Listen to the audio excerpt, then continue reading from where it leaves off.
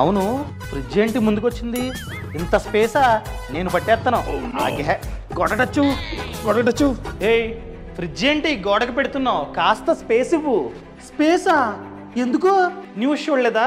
Recent గా పంజాబ్ లో ఇలానే ఫ్రిడ్జ్ ని గోడకి పెట్టడం వలన కంప్రెసర్ పేలి ఏకంగా ఒకే కుటుంబానికి చెందిన 6 చనిపోయారు. అమ్మో, అవునా? పిచ్చా నీకు? ఫ్రిడ్జ్ ని గోడకు పెడితే ఫ్రిడ్జ్ ఎందుకు పెళ్తుంది? పక్కుండు, వస్తున్నా రా.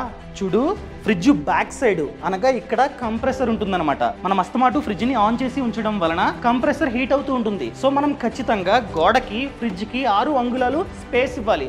స్పేస్ ఇస్తే హీట్ అనేది బయటకు పాస్ అవుతూ ఉంటుంది. ఒకవేళ మనమే కనుక స్పేస్ ఇవ్వకుండా గోడకు పెట్టినట్లయితే హీటు అక్కడే ఉండి కంప్రెసర్ పేలడానికి ఛాన్స్ ఉంది. అర్థమైందా? సో ఇలాంటి కేసులు ఎన్నో నమోదవుతున్నాయి. అమ్మో, అవునా? అదే విధంగా చాలాసార్లు గ్యాస్ అయిపోతూ ఉంటుంది, పట్టించుకోం. అలాంటప్పుడు కూడా కంప్రెసర్ పేలడానికి ఛాన్స్ ఉంది. ఎవరింట్లో అయితే ఫ్రిడ్జ్ ఉందో వాళ్ళందరికీ ఈ వీడియోని షేర్ చేయడం మర్చిపోకండి.